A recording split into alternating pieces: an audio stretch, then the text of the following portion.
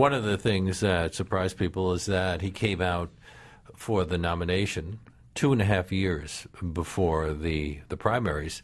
That does seem rather early, but was that necessary because he'd been out of the public eye for so long? Well, I think, go ahead, Mike. Yes, very much. What had you been doing I since no you money. left the Senate? Well, first off, I didn't want to be a public figure. When I left the Senate, I was disgusted with representative government. Why did you lose? You were an incumbent. Incumbents almost always win. Oh, no, I was very controversial. I had more scar tissue. I successfully alienated everybody that supported me at one point or another. And what people recall is, what have you done for me lately? And so every constituency that supported me, I alienated. I was a very independent, and plus I didn't want to get reelected. I really didn't. And in fact, it was in my mind that had I got reelected, I was going to resign because I had something that I was trying to bring about by having the people become owners of a piece of the Alaska pipeline. But it's a very involved process. But no, and I wanted to go back to private life. My marriage was in trouble, and I was just disgusted. So you were that rare politician who says, I want to go back and spend some time with my family, who really did want to go back and spend some time with his family? Well, by that time, I was on my way. My marriage was on the rocks. And I just wanted a private life. But I was a student of public affairs. I was more of a theorist. And then after 10 years, I really landed upon this concept that the answer of human governance lies with the people, not with the leadership. And that's when I developed over a 10-year period this concept of empowering the people. But you know, what happens is when you make these kinds of statements, a lot of people just jump on them and say these are wild. I've read news articles, perfectly reasonable news articles, that have dismissed you as part of the loony fringe with a whole bunch of other people. And it's unfair, but it's the way things are done, isn't it? Well, Joe, you've been part of that process, haven't you? What happens when you go to an editor and you say, you know, Mike Gravel has something interesting to say here?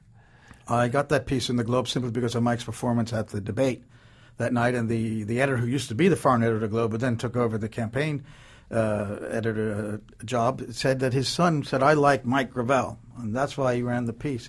So, I mean, it's a funny story, but Mike was a novelty and he did well at that debate.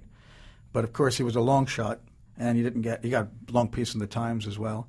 And unfortunately, what he was saying couldn't be said very well in that 5 minutes that he had on stage. That's one of the reasons why we did the book as well. And there's a good chance that he might not have been included at all, because in many of these debates, the candidates who are considered marginal were just simply left out. I mean, does that bother you? But that's a decision. Of course it was. It was grossly unfair. That's the reason why they winnowed it down to two people, Hillary and Obama, and right away. But we caught General Electric red-handed, because they're the ones that made the decision to cut me out when I attacked Hillary and the Democratic Party for giving George Bush the license to invade Iran with Lieberman II resolution. And how we caught General Electric is that a friend of mine from who was in New Delhi, sent an email to them saying, why have you not let Senator Gravel participate in your debate? Well, they should have sent that to MSNBC, but no, the PR person for General Electric said, well, Senator Gravel didn't meet our criteria. Well, now who the heck was General Electric? A defense contractor had the right to say that this person, a former senator who has a very distinguished record as a former senator, does not meet their criteria. Excuse me. So where do you go from here? Are you going to be pushing for more direct democracy?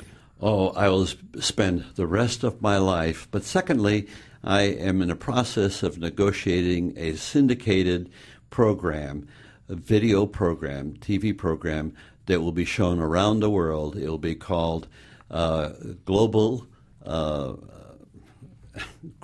Analysis Program, Global Perspectives, that will be syndicated on 6 continents, and obviously American television won't be pushing it. Joe Lauria, you're going to be writing more books of this sort? I hope so. No, not with the politician. I think one time was enough, although we did. You will be involved with that. Not at all, no. No, I'm doing my own separate book proposal on a totally different issue. But meanwhile, we have this book called A Political Odyssey, The Rise of American Militarism and One Man's Fight to Stop It. It's from Seven Stories Press. My great thanks to Senator Mike Gravel and Joe Lauria for being our guest today. Thank you, Leonard, for having us. Thank you.